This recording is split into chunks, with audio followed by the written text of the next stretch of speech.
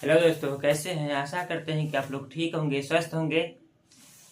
हम चलिए बायोलॉजी के जो बोले थे अगले क्लास में तीसरे प्रकार को देखेंगे। उस प्रकार को देखने का प्रयास करते हैं जो बताए थे प्राणी संपोषण होता है।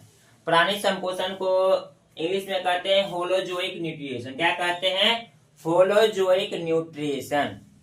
होलोजोइक न्यूट्रिएशन जो है, होलोजोइक जो नाम है, ये ग्रीक भाषा के दो शब्दों के संयोजन से बना है। क्या है? यह जो है होलोजोइक जो है, ये किस भाषा से बना है?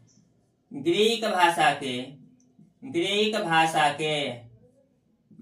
के दो शब्दों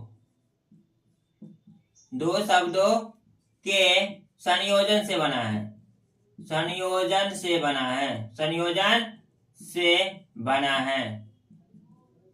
कौन सा शब्द है? पहला है होलो और दूसरा है जोइक। होलो का मतलब होता है कंप्लीट, और कंप्लीट का मतलब होता है पूर्ण रूप से या पूरी तरह से। कंप्लीट का मतलब होता है हिंदी में पूर्ण रूप से या पूरी तरह से। और जोइक का मतलब होता है एनिमल लाइक, यानी कि जंतु जैसा। यानी पूर्ण रूप से जैसे जंतु भोजन करते हैं, उस प्रकार के जो भोजन करने वाले जीव है, या उस प्रकार से जो भोजन करने वाले जीव है, उसको क्या कहा जाता है? प्राणी संपोषण कहा जाता है। इसको भाषा के तौर पर देखेंगे तो कहेंगे वैसा जीव, यानी कि वैसा पोषण करने वाले जीव, यानी वैसा पोषण जिसमें प्राणी अपना संपूर्ण भोजन जो है, वैसा पोषण जिसमें प्राणी अपना संपूर्ण भोजन जो है अंतः ग्रहण करता है। संपूर्ण भोज्य पदार्थ को क्या करता है? अंतः ग्रहण करता है। प्राणी संपोषण कहलाता है। नॉर्मल सी बात है, समझ गए होंगे। वैसा जीव जिसमें इस विधि द्वारा पोषण होता है प्राणी संपोषण कहलाता है। तो ऐसा कौन सा जीव है जो इस विधि द्वारा पोषण करता है? तो आप देख लेंगे अमीबा, मेढक, मनुष्य। सबसे बड़ा एग्जाम्पल में तो मनुष्य है। और मनुष्य जिस प्रकार से अपना भोजन करते हैं, यानी पूर्ण भोजन को अंतः ग्रहण कर जाते हैं, यानी खा जाते हैं, निगल जाते हैं।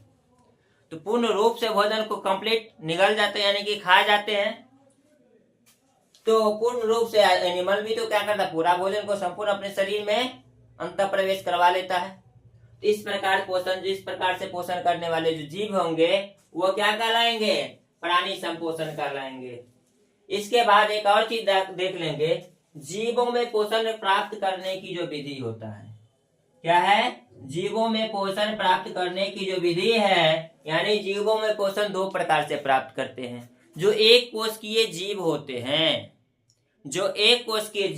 हैं वो अपना पोषण जो है, यानी एक ही कोशिका तो उसके पास है, तो संपूर्ण सतह से अपना खाद्य पदार्थ को ग्रहण करते हैं। यानी एक कोशिका का शरीर ही होता है, बहुत छोटा सा जीव होगा, तो संपूर्ण कोशिका से खाद्य पदार्थ का क्या करेंगे? ग्रहण करेंगे। लेकिन बहुकोशिकीय जीव या जटिल जीव जो होते हैं, इसमें एक अलग से अंग होते हैं। हाँ, जैसे हम लोगों में अलग से अंग है ना, उसी प्रकार से बहुकोशिकीय जीव में अलग से अंग होते हैं भोजन ग्रहण करने के लिए। तो चलिए मिलते हैं अगले क्लास के साथ। तब तक जय हिंद, जय भारत।